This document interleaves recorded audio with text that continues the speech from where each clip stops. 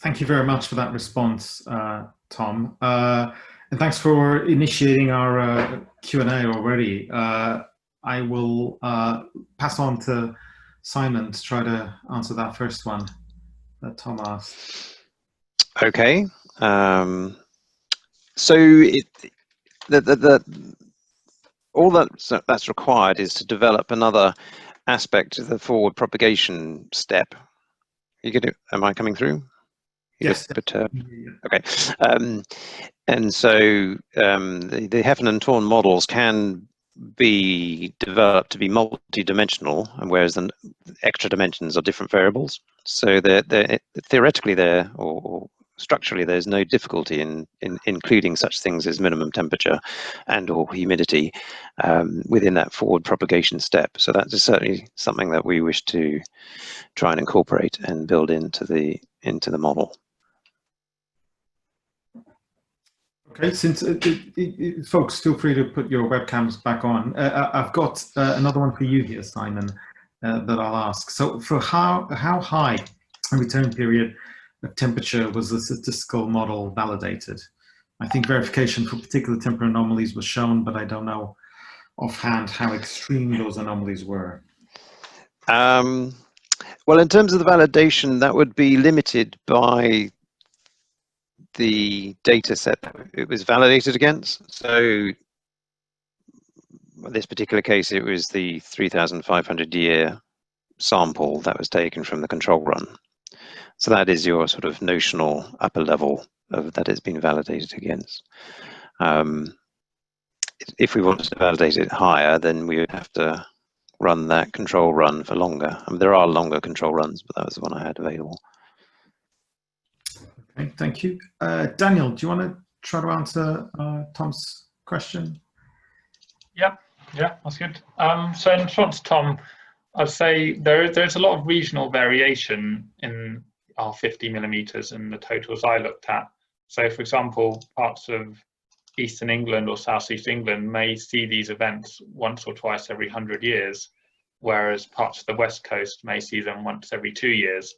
So I think in terms of making this information really useful, it'd be good, much better to do a regional breakdown and then choose an index more appropriate for that region. So you could choose R45 millimeters or R40 millimeters for regions where that is quite an extreme event.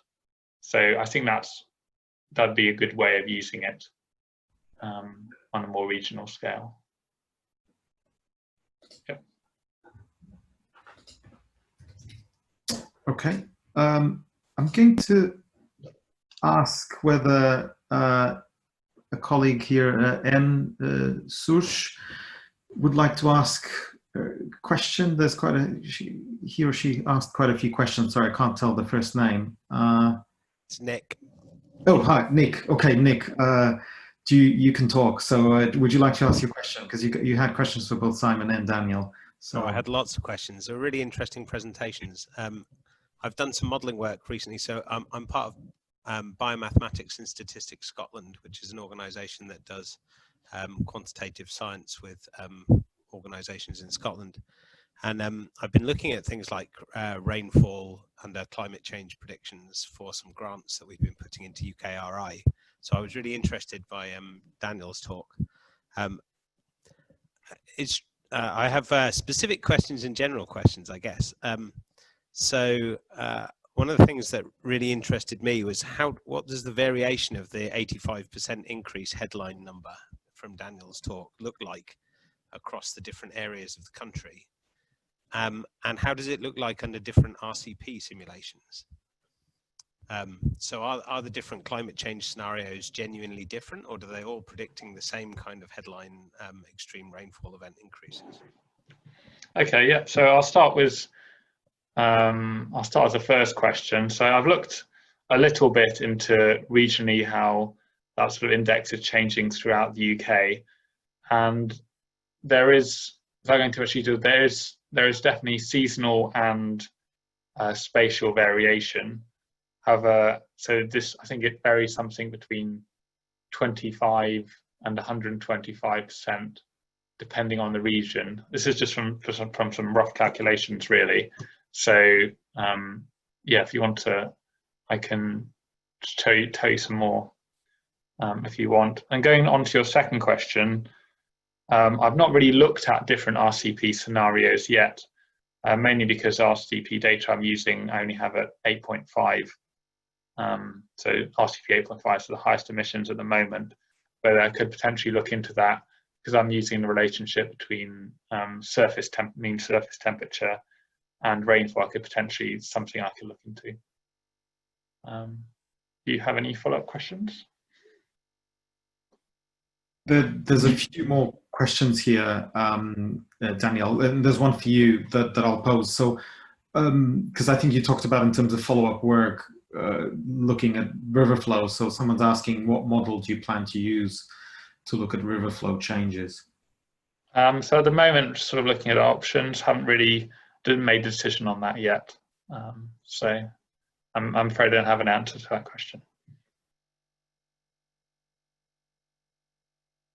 Okay. There's another one here. There's one for Tom from Marina. How do businesses incorporate uncertainty tied to these projections, and or do they have interest in preparing for different alternative scenarios?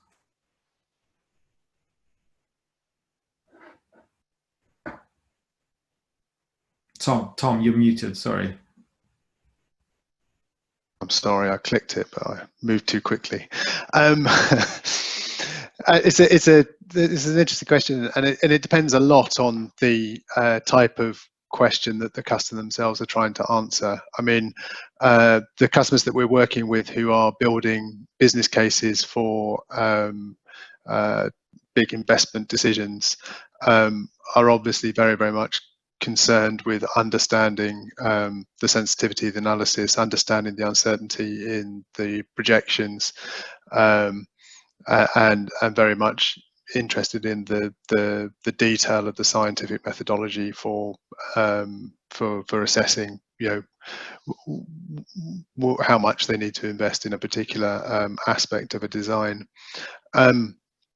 If you think about some of the people that we're working with who are doing more sort of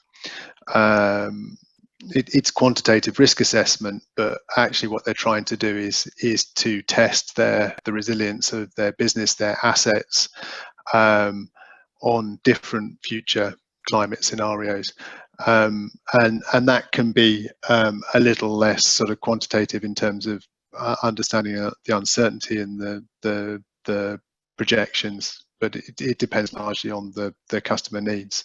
I mean, I think increasingly this sort of scenario approach is the way forward, and being able to test, you know, whether that's a scenario that's driven by an RCP or whether it's a scenario that's driven by some socioeconomic conditioning, being able to test your business resilience against a number of different scenarios, and use that to identify potential hotspots, potential areas of weakness in your business model or your infrastructure, I think is where most of our customers are trying to get to. And yeah, I can't emphasize enough the emphasis on the quicker wins, those wins that are going to give you an immediate return on investment, I think are the important ones. If you have a business that is already impacted by flooding, looking at the ways that is managed on a day-to-day basis, and managing that risk in different ways, and looking at a long-term strategy to continue to do that it seems to be the best way forward in terms of both laying the foundations for a long-term adaptation strategy, but also delivering some quick wins along the way.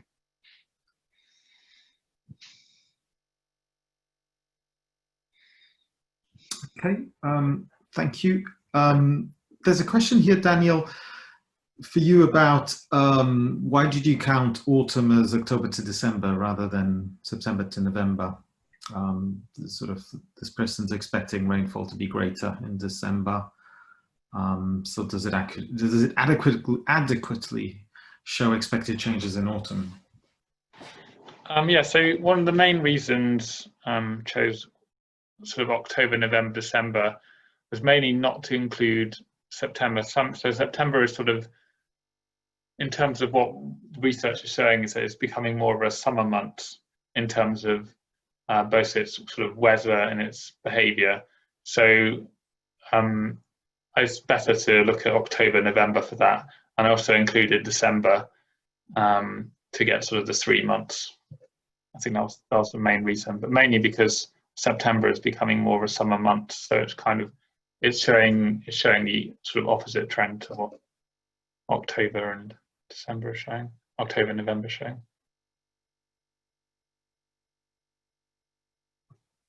So Hayley is very complimentary of your work, Daniel and Hayley Fowler, and she does ask that they've done similar work, which also shows these increases, but not as large. So this 85% you've got. So I guess she's sort of asking or pondering whether that's the result of using the convective permitting model, perhaps.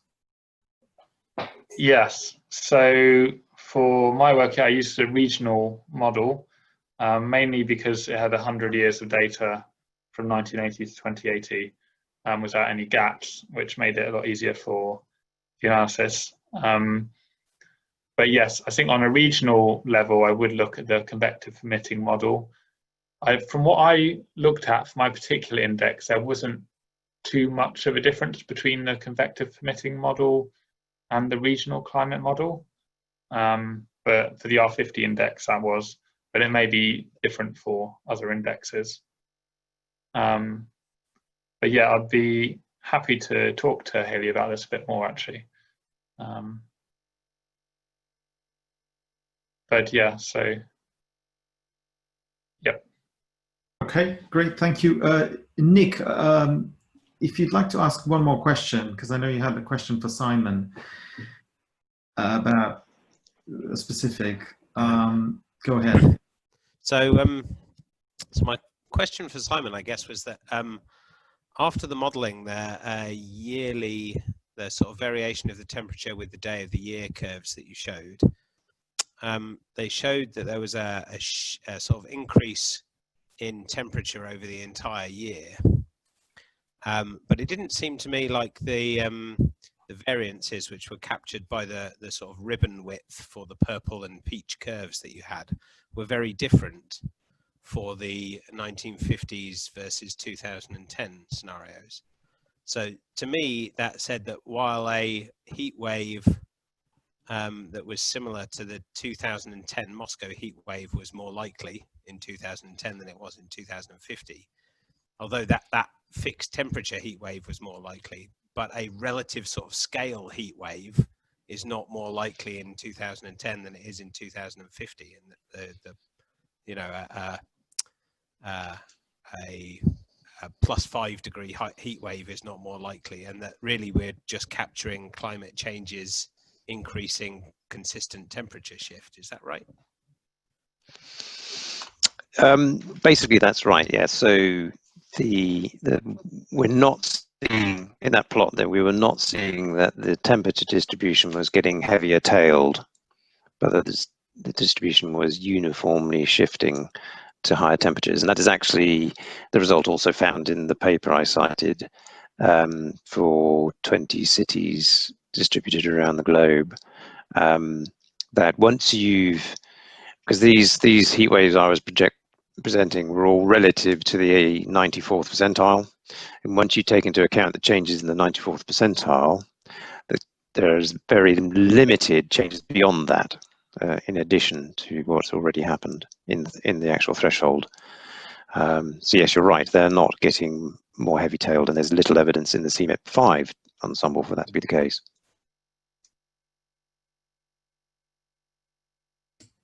Okay, thank you very much, Simon, and thank you, Daniel and Tom, as well, for presenting and answering all the various questions. As I said earlier, all of this will be put in our YouTube channel and in our website. So for those of you who did have trouble listening, apologies, but you will be able to watch this again.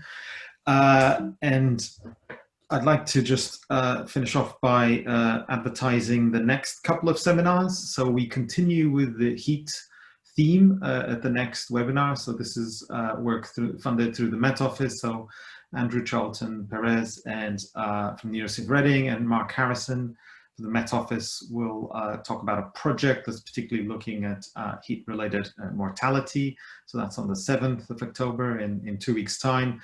And then following that, we have one of our UKRI funded projects that's wrapping up, that's been led by Declan Conway at the London School of Economics and the Grantham Institute, working with the University of East Anglia, where they've been looking at both the risk and adaptation opportunities in the UK wine sector. So that's happening on the 21st of October. So do register on those links. They're on the website. And thank you very much for attending. And we'll see you in 2 weeks' time. Thank you. Bye.